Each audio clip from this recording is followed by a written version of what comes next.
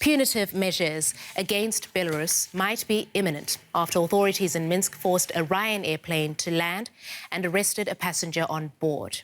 In a tweet, the European Commission President Ursula von der Leyen said the outrageous and illegal behaviour of the regime in Belarus will have consequences. She continued, those responsible for the Ryanair hijacking must be sanctioned.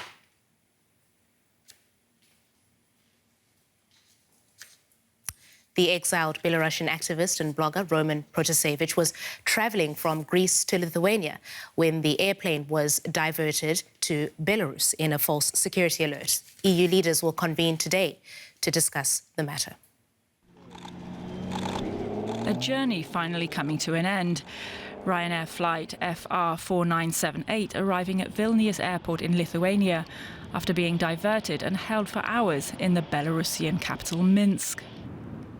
The normally 3-hour flight from Athens to Vilnius had almost reached its destination when Belarusian authorities diverted the plane. They cited a bomb threat and escorted it with a military plane to the airport in Minsk.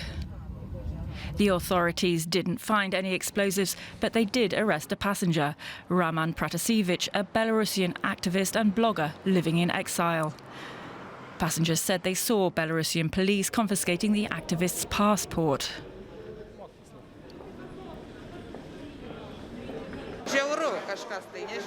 It's cruel, something uncivilized, scary. Our government should not accept that, and it should be some sanctions about Belarus to have doing that. They can pretend there is a bomb alert to stop your plane, so for sure it was not true.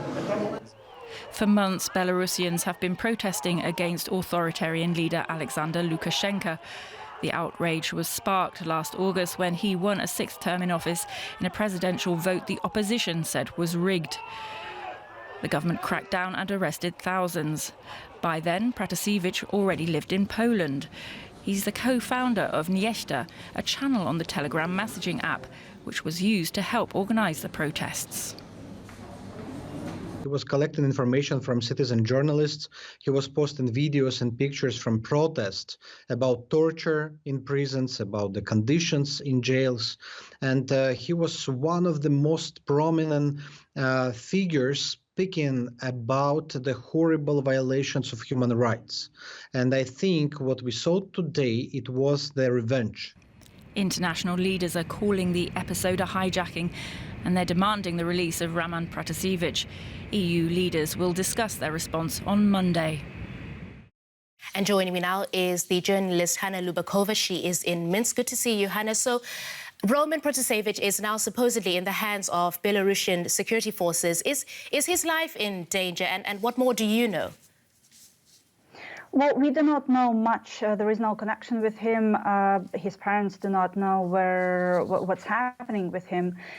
State media, if you open kind of the main website of the main Telegraph state news agency, there is only information about the plane, that it landed safely in Minsk, and basically that Lukashenko apparently saved Europe because there was this information about the bomb. So what might happen to Roman, because he is on the KGB terrorist list, is not clear yet. We do not know the charges, whether they were brought against him. But again, if these are terrorist accusations, that might qualify for a death penalty. We understand that Alexander Lukashenko personally gave the order. Why would he go to such great lengths to have this activist arrested? I think for several reasons. Firstly, because Roman Protasevich played a key role in this most influential Telegram channel called Niechta. He left last year the Telegram channel, he joined another one, but still he was back then, he was in October, I think, or in November, added to this list of terrorists, which was a very new development back then for Belarus. So it was clearly kind of an act of revenge against him. Another issue is propaganda. Lukashenko is trying to show that he is really mighty that he is able to detain his opponents even on air or in other countries. And basically 1 month ago, there was this interview of Deputy Interior Minister who said that we will find those terrorists.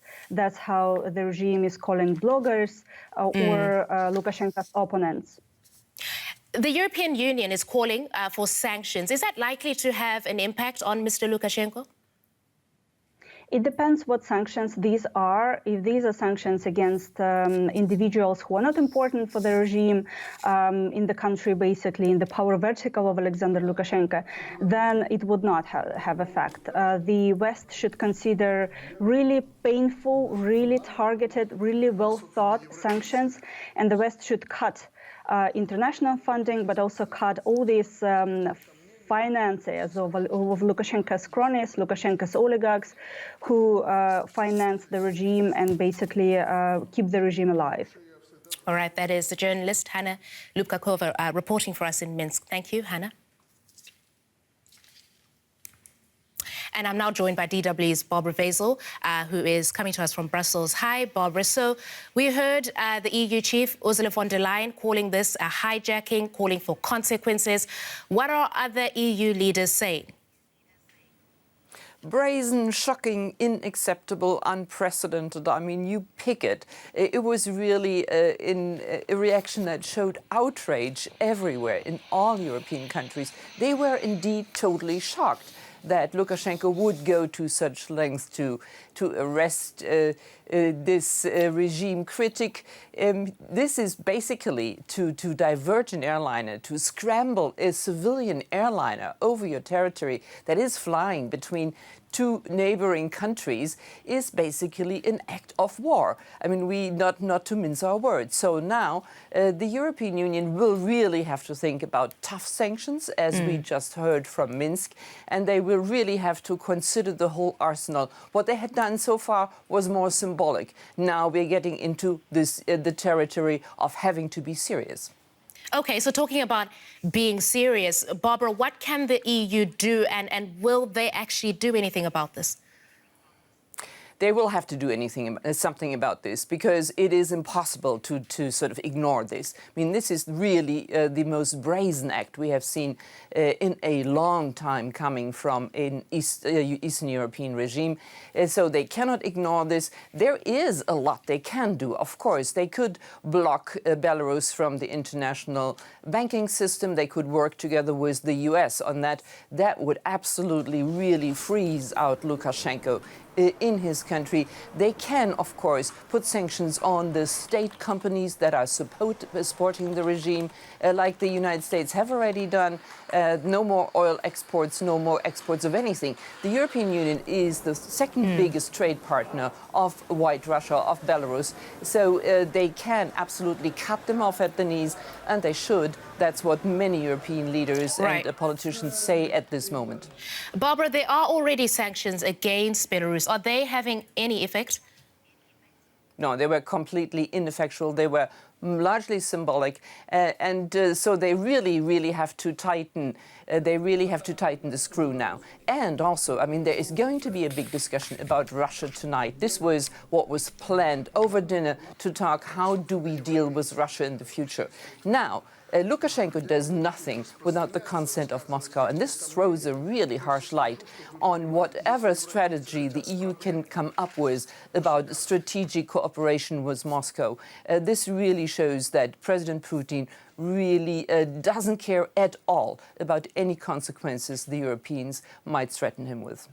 All right, that's Barbara Vazel in Brussels for us. Thank you, Barbara.